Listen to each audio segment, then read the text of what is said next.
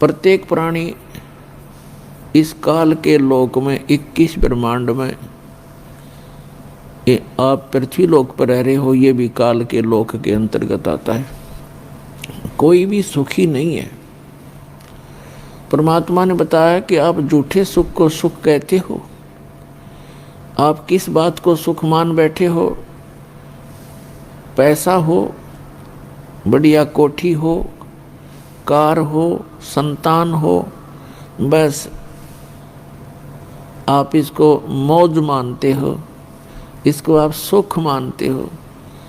लेकिन आप भूल जाते हो बगैर तत्व ज्ञान के कि जिनके ये सर्व सुख थे उनका किसी का पुत्र मर गया, किसी की पुत्री विधवा हो गई, किसी की पुत्री मृत्यु हो गई, और कईयों के तो परिवार के परिवार दुर्घटना में नष्ट हो जाते हैं। तो फिर कहाँ गई वो मौज? उस समय ध्यान नहीं आता हमारे को कि ये कैसे बिजली गिर रही है, क्यों तो हम मर रहे हैं, क्यों जन्म रहे हैं, इसके पीछे कारण क्या है? तो ये परमात्मा ने आके बताया, जो हमारे पिता हैं, और हम गलती से यहाँ आ गए थे इस काल के साथ मेला देखने, और इस मेले में हम भी चल गए, अपने परमात्मा से बिछुड़ गए। अब वो परमात्मा यहाँ आता है हमें समझाने के लिए कि जिस स्थान पर आप रह रहे हो ये स्थायी स्थान नहीं है। ये तो एक मेला है। कोई 10 वर्ष रह सकता है, कोई 20 वर्ष, कोई 50 वर्ष, कोई 60 और 100 वर्ष। उसके बाद सभी ने यहाँ से जाना पड़ेगा। और यहाँ आप एक दूसरे से अस्थायी तौर पर जुड़े हुए हो, जैसे मेले में मित्र बन जाते हैं। आपका परिवार इतना ही समझो। तो वो आकर जब हमें बताना चाहते हैं तो हम यहाँ इस काल के जाल में फंस चुके होते हैं। और ये काल एक विलियन है, खलनायक है। इसकी चेष्टा रहती है कि यहाँ मेरे जाल में फंसे हुए सभी आत्माओं को इतना भ्रमित कर दूं कि ये अपने पिता को पहचान भी ना सके। और इसने ऐसा ही कर रखा है। जब वो परमात्मा यहाँ आते हैं स्वयं, तो उस समय हम उसको पहचान नहीं पाते, और झूठे ज्ञान के आधार से, भ्रमित ज्ञान के आधार से हम अपने ही पिता का विरोध करके इस काल कसाई के जाल में फंसे ही रह जाते हैं। वो परमात्मा स्वयं आते हैं और अपना ज्ञान कराने की चेष्टा भी कराते हैं, और हमें ये भी बताना चाहते हैं कि तुम यहाँ के वासी नहीं हो और ये तुम्हारा सही ठिकाना नहीं है। क्या बताते हैं कि पहले गए, जो पहले मृत्यु को प्राप्त हो चुके हैं, उन्होंने तो कभी किसी को आकर बताया नहीं हम कहाँ गए, और शेष जो बचे हैं ये भी ऐसे ही चले जाएंगे। और जो भक्ति साधना, जो क्रियाएं आप आजीवन करते हो, ये इस काल के जाल में फंसे रहने की सुव्यवस्था है। उसके लिए सतभक्ति करनी पड़ती है, उस साहेब की भक्ति करनी पड़ती है, समर्थ भगवान की, कंप्लीट गॉड की।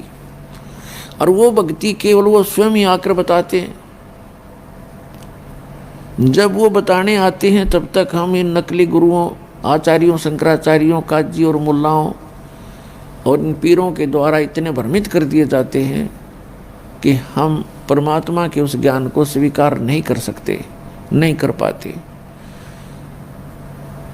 पुण्यात्माओं, इसके पीछे क्या कारण रहा कि हम सभी अशिक्षित थे, और प्रत्येक धर्म के धर्मगुरु कुछ एक व्यक्ति होते थे जिनको हम ये मानते थे कि ये सभी सदग्रंथों से, अपने अपने धर्म के सदग्रंथों से पूर्ण परिचित हैं, विद्वान पुरुष हैं, जिस कारण से हमने उनके किसी भी बात पर डाउट नहीं हुआ, अविश्वास नहीं हुआ। और अभी तक हम उनके द्वारा दिए गए लोकवेद, दंत कथा को आधार मानकर अपना जीवन जी रहे थे। परमात्मा को पता था कि ये तब तक मुझे नहीं पहचान पाओगे जब तक ये स्वयं शिक्षित ना होंगे। तो पुण्यात्माओं, चौथा युग आ गया है, जनता कभी शिक्षित नहीं थी, क्योंकि ये शिक्षा एक अभिशाप है इस जीव के लिए और वरदान भी है। अभिशाप तो इसलिए है कि इसमें हम ज़्यादा चतुर बन गए और सांसारिक सुख सुविधाओं को प्राप्त करने की दौड़ हमने बहुत स्पीड तो लगा रखी है। एडी से चोटी का जोर केवल माए इकट्ठी करने में लगे, अभिमानी हो गए। छोटी सी पोस्ट पर मिल जाती है, हवा मुड़ जाता, सीधे मुँह बात नहीं करता वो व्यक्ति। और पहले अपने बुजुर्ग थे, आय का आदर करते थे, प्यार से बोलते थे, विनम्र रहते थे। तो विनम्र व्यक्ति के साथ भगवान रहता है। जिसमें जरा सा भी अभिमान आ जाता है उससे भगवान दूर हो जाता है। केवल वो अपना फिर कर्म ही प्राप्त करता है पूर्व जन्म का, उसको अन्य कोई लाभ नहीं मिल सकता। फेसबुक पर हमारे पेज अमर बोध को लाइक करें और यूट्यूब पर अमर बोध चैनल को सब्सक्राइब जरूर करें। संत रामपाल जी महाराज से निःशुल्क नाम दीक्षा लेने के लिए हमारे इन नंबरों पर संपर्क करें। घर बैठे निःशुल्क ज्ञान गंगा या जीने की राह पुस्तक प्राप्त करने के लिए अपना नाम, पूरा पता और मोबाइल नंबर हमारे इन नंबरों पर SMS या व्हाट्सएप करें।